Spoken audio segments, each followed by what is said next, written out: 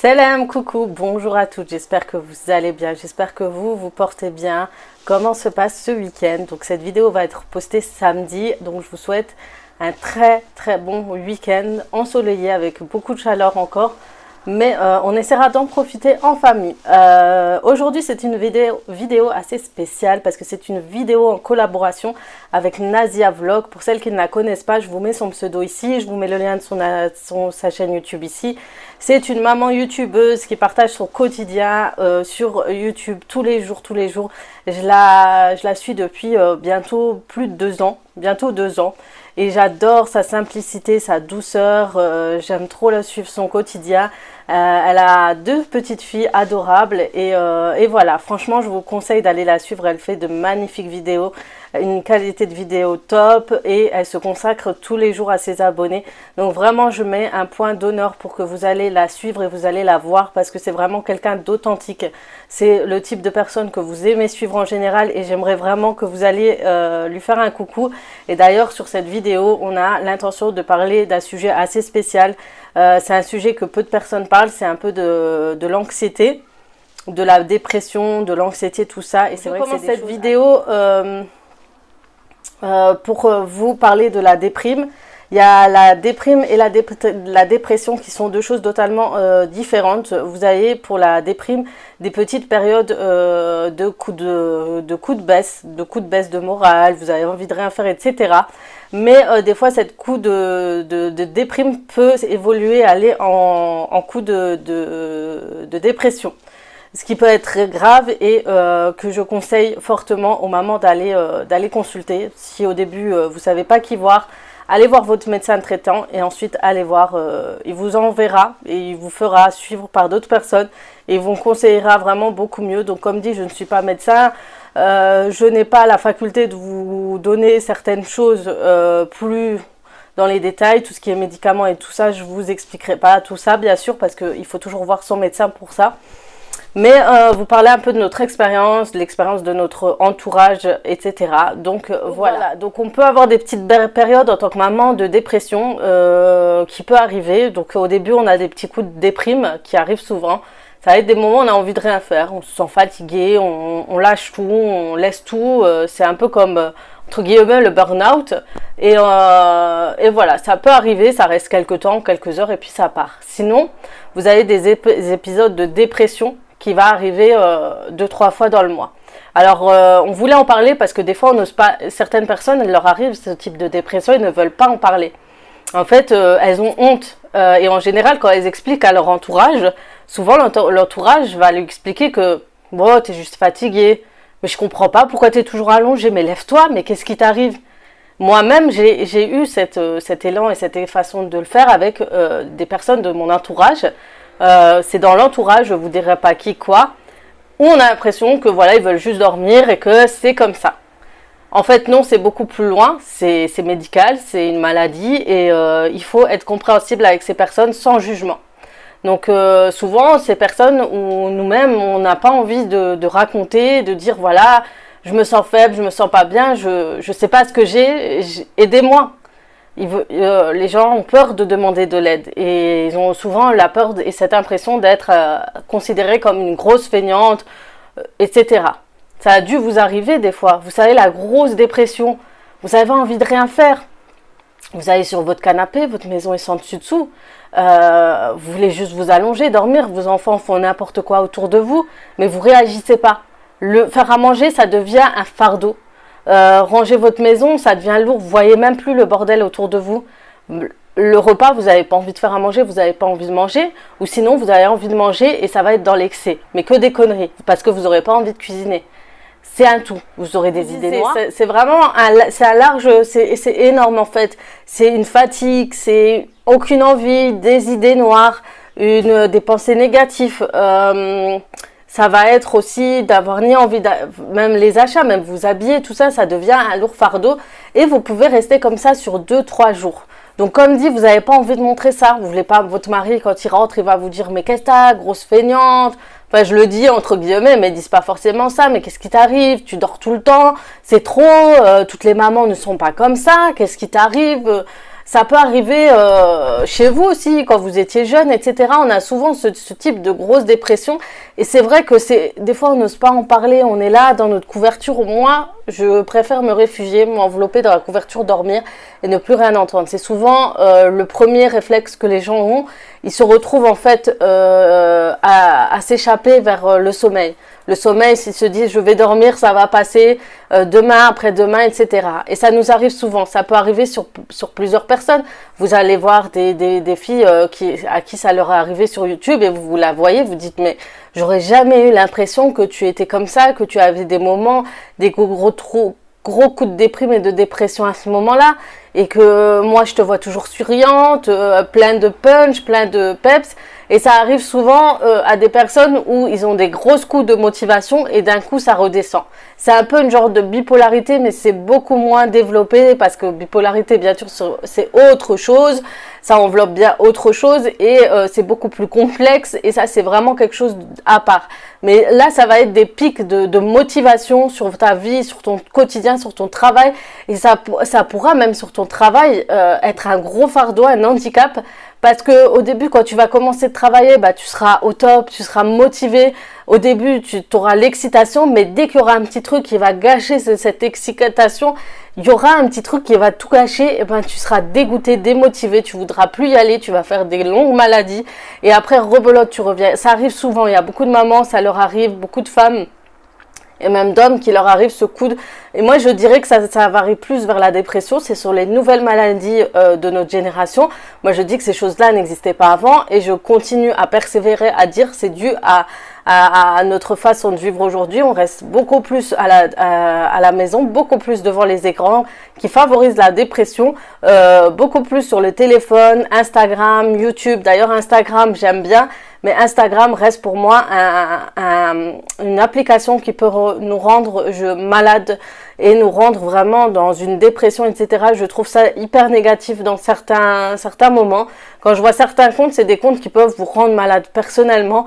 Vous montrez toujours la vie parfaite, toujours la vie au top, toujours ci, toujours ça, alors que la vie n'est pas toujours comme ça. C'est pour ça que je favorise le partage sur le quotidien d'une maman lambda, parce que montrer ce qui va et ce qui ne va pas va permettre aux autres personnes de s'identifier et de ne pas avoir ce complexe d'infériorité, se dire « Oh, regarde, pourquoi elle a la belle vie ? Pourquoi elle arrive à faire ça ? Pourquoi chez elle c'est toujours clean ? Pourquoi si ? Pourquoi moi j'arrive pas ?» Et ça va être un engrenage et pareil pour les autres personnes, surtout qui sont plus faciles sur la déprime, la dépression, ça peut aller très loin. On peut s'enfermer, on peut regarder sur YouTube, Instagram un compte, oh elle voyage, elle va là, elle fait ci, elle fait ça, constamment, ça va te déprimer et te dire pourquoi j'ai une vie de... Sachant que j'arrête pas de vous dire, les filles, ne laissez personne vous dire que vous avez une vie de merde, que vous habitez dans un appart, dans une maison, dans une location, dans un achat, que vous vivez dans le sud, dans le nord, dans l'ouest, dans l'est, que vous vivez je ne sais où. Ne laissez personne vous dire que vous avez une vie de merde, que vous ayez une famille de merde, un intérieur de merde. Non, votre intérieur est fait comme vous êtes. Mon intérieur est chaleureux et beau. Je l'aime comme il est. Dites la même chose. Les gens, ils n'ont pas à dire que c'est merdique chez vous. Qui s'occupent d'ailleurs d'abord de chez eux, qui s'occupent de ce qui se passe chez eux avant de s'occuper de ce qui se passe chez les autres. Ne laissez personne vous rabaisser et vous dire ce qui est négatif dans votre vie alors que votre vie elle est belle, votre vie elle est bien, elle est jolie. Ne laissez pas Instagram, ne laissez pas d'autres comptes magnifiques qui vous font croire que tout est beau, tout est rose alors que c'est pas ça du tout. On est là pour le partage et le quotidien de l'entraide. Pourquoi aller se sous-estimer à chaque fois? Si vous aimez, si vous voyez à partir du moment qu'il y a un compte qui vous rend malade, moi je vais vous donner une astuce. C'est comme ça et moi je le fais sincèrement parce que ça me saoule. C'est quelque chose qui va peut-être me favoriser à être négatif dans ma vie au quotidien. Ce que je fais quand je suis dans cette petite coup de déprime, je supprime les comptes Instagram qui vont me renvoyer à la gueule que ma vie est nulle à chier. En gros, c'est ça.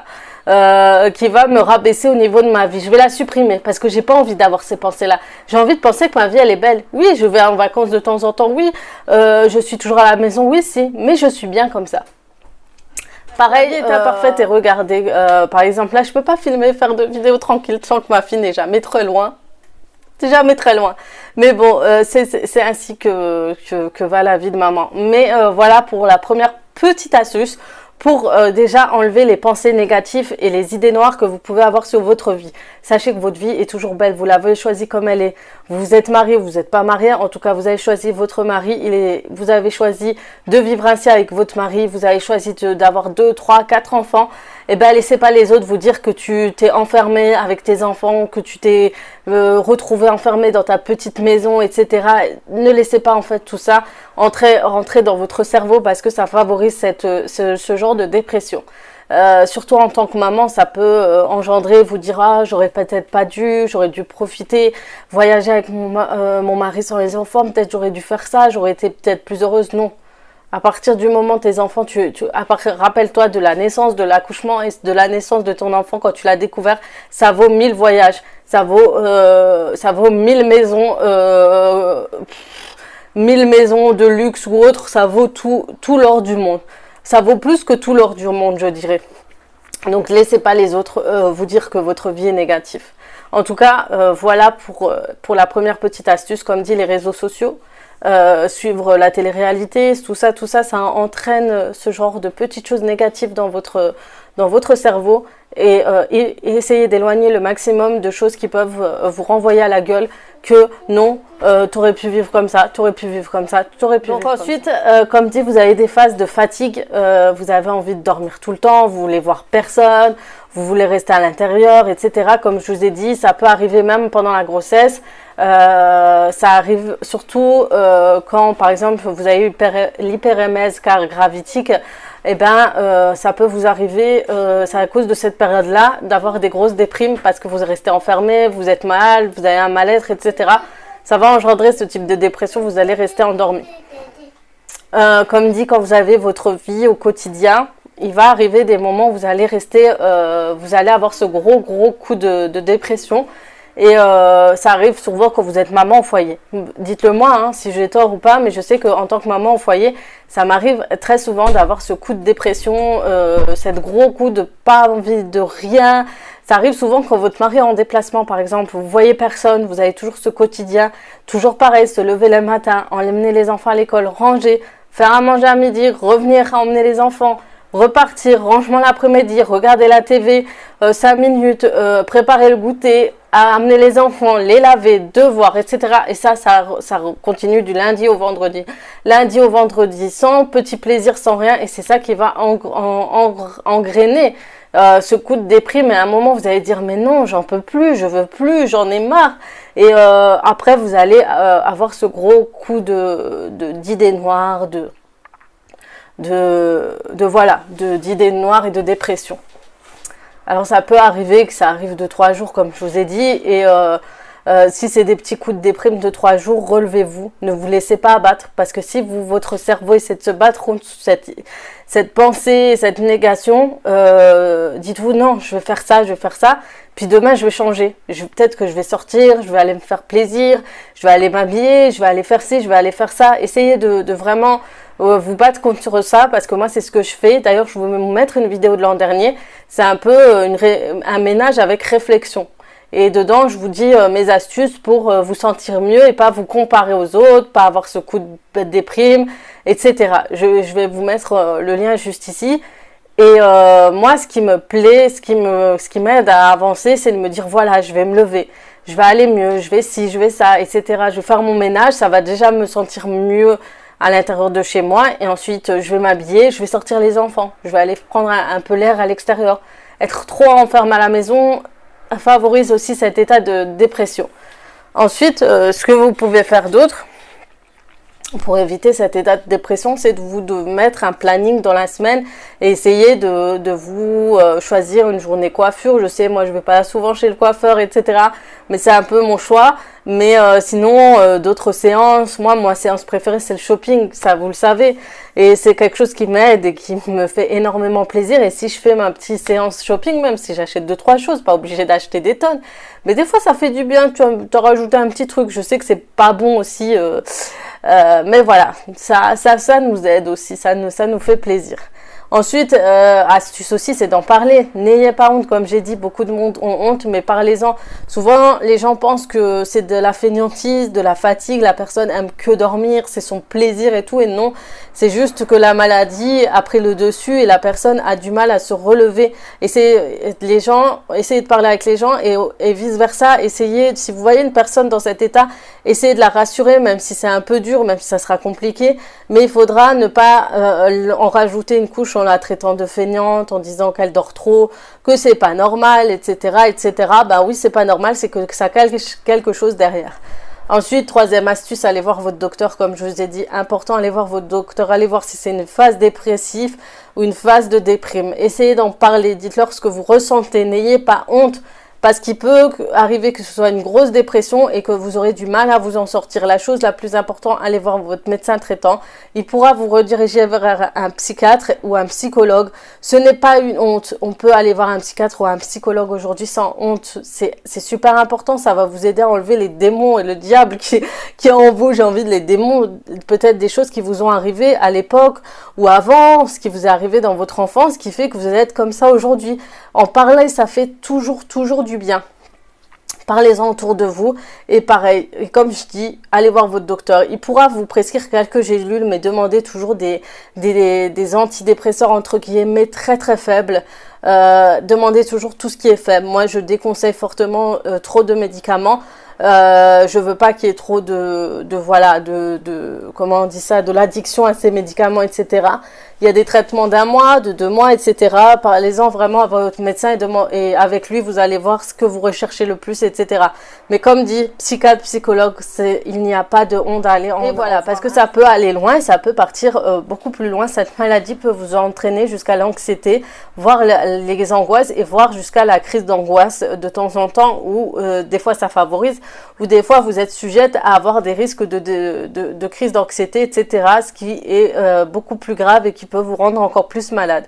J'ai eu une période où j'ai eu de fortes crises d'angoisse pendant plus d'1 an. J'ai cru que j'allais jamais revivre comme je vivais avant. J'étais une fille où j'avais une vie totalement normale. Je n'avais jamais peur de rien. Je pouvais sortir le soir, la nuit. Je pouvais rouler à l'autoroute, dans l'autoroute, sur l'autoroute. Je pouvais rouler partout. Je pouvais même rouler à plus de 150. Ça ne me dérangeait pas. Aujourd'hui, la voiture est un peu mon cauchemar. Mais j'ai réussi à surmonter mes crises d'angoisse. Mais encore aujourd'hui, rouler devient un fardeau pour ma part. Les crises d'angoisse, j'ai été sujette à de grosses crises d'angoisse. J'ai eu des crises de panique. Je ne savais pas ce que c'était au début. C'est ma mère qui a repéré tout ce que c'était parce qu'elle en avait eu. Et j'ai pas mal de filles autour de moi qui ont eu des crises d'angoisse aussi. C'était terrible. Et en parler, on en discutait, ça nous faisait énormément de bien. Mais quand j'ai vécu ça, je l'ai vécu énormément mal. J'ai eu une grosse perte de poids parce que mes crises m'emmenaient à des tremblements, à des peurs. J'avais peur même de manger. Il m'arrivait d'avoir peur de manger. C'était un truc de fou. J'avais des angoisses de fou. Je pouvais être tétanisée. Une fois, je roulais à l'autoroute.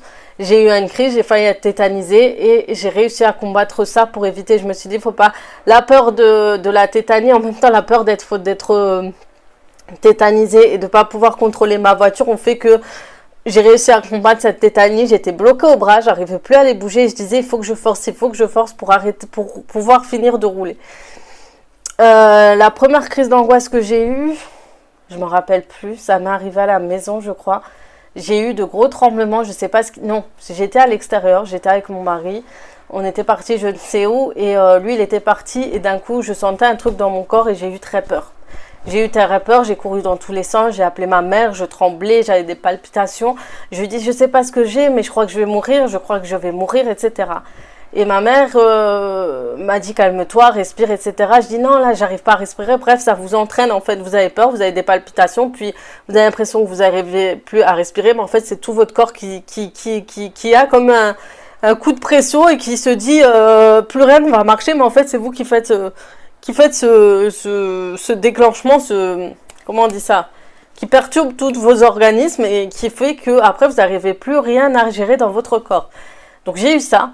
Donc ça arrivait une fois et après à partir de là, ça revenait à chaque fois. Je faisais à manger, je disais à mon mari, je vais mourir, ça y est, je vais mourir. Je tremblais, je paniquais, je pleurais, j'étais dans des sales états. Ça m'arrivait tout le temps, quasi tout le temps. J'ai demandé à mon médecin m'a prescrit des médicaments en cas de crise. Donc parce que je lui ai bien expliqué, je veux pas être dépendante des médicaments, je veux prendre quelque chose quand ça vient, je veux que ça parte, je veux plus vivre ce que je vis. Et ça a duré des mois et des mois et des mois jusqu'à ma dernière grossesse. Je pourrais même dire que ma grossesse m'a sauvée parce que à partir du moment où je suis tombée enceinte, c'est parti. Ça arrive souvent, ça arrive à beaucoup de femmes. J'ai eu des expériences où des filles m'ont dit à partir du moment où je suis tombée enceinte, c'est parti. Donc ça a duré tout le temps comme ça. J'avais peur de tout. J'avais peur de rouler sur la route. L'autoroute pour moi, c'était impossible de rouler dedans, de rouler dans l'autoroute. C'était impossible. C'était la peur au ventre que, franchement, j'allais sur l'autoroute avec la peur au ventre. J'ai pas travaillé, j'ai arrêté de travailler parce que c'était pas possible. J'avais toujours peur. J'arrivais plus. Voilà, donc moi je vous partage vraiment parce que j'ai des coups de dépression, de déprime, mais ce qui m'a le plus marqué ça a été ces crises d'angoisse que j'ai réussi à surmonter. Donc j'ai réussi à me dire jour après jour, c'est ton corps, c'est dans ta tête, c'est pas toi qui te fait ça, tu vas pas mourir. J'étais arrivée à un stade, d'ailleurs j'ai une copine, elle sait très bien ce qui m'est arrivé, Mskina, elle a galéré avec nous, et pourtant c'est une chose où cette année-là, cet été-là, j'ai passé des vacances, mon mari était en déplacement, j'étais des vacances avec une copine à moi. Elle a réussi à me faire surmonter tout ça en me faisant sortir tous les jours. D'ailleurs, si ça vous intéresse, c'est Dare Family, The Ear Family, Happy Family, je sais plus, je vous la mets. Je mets son Instagram parce qu'elle aime bien partager, donner des conseils, etc. sur son Instagram.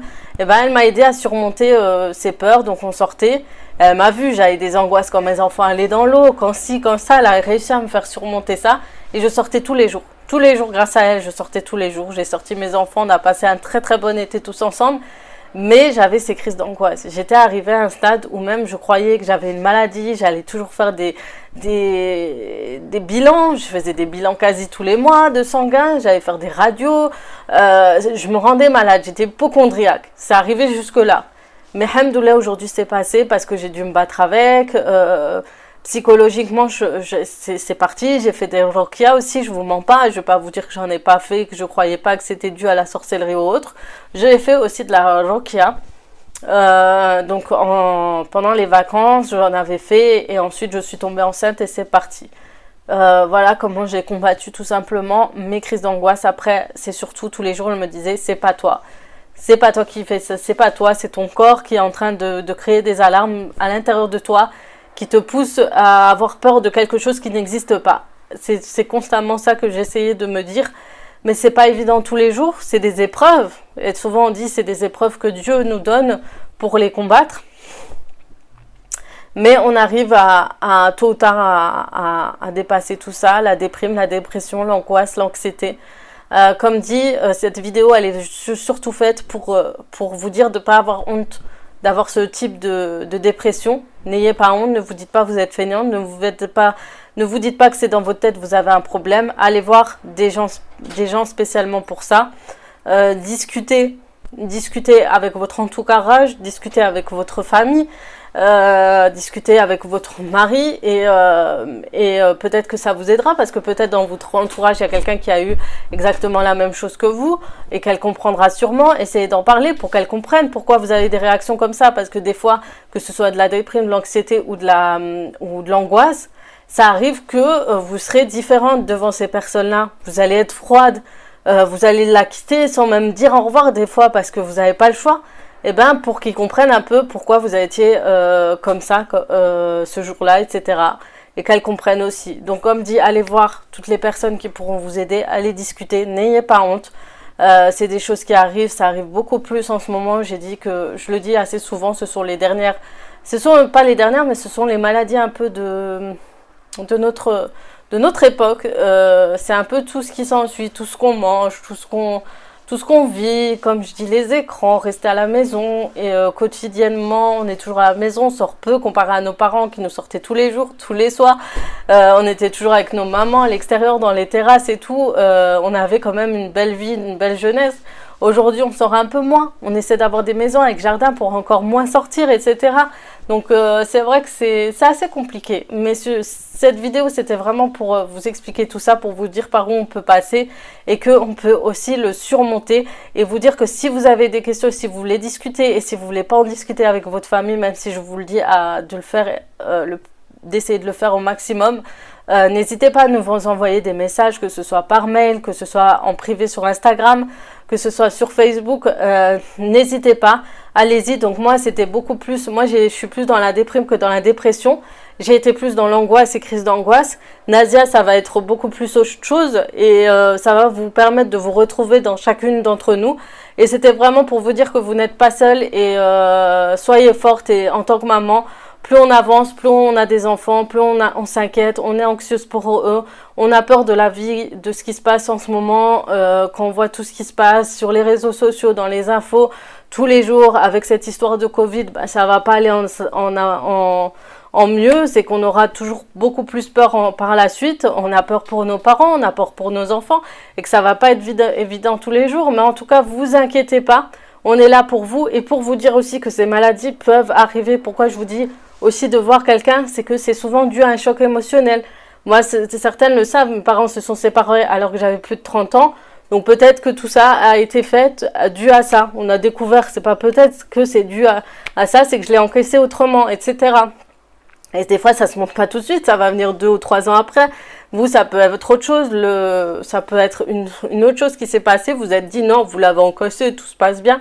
Mais en fait, non, à l'intérieur, ça se passe autrement et inconsciemment, vous allez créer des choses qui va faire que vous allez avoir certaines réactions que vous n'allez pas vous en douter, vous dire mais non, c'est pas à cause de ça. Alors que si, ça vient de ça. Donc voilà. Sur ce, je vais arrêter de parler. Je vais vous faire de gros bisous. Dites-moi si cette vidéo vous a énormément plu.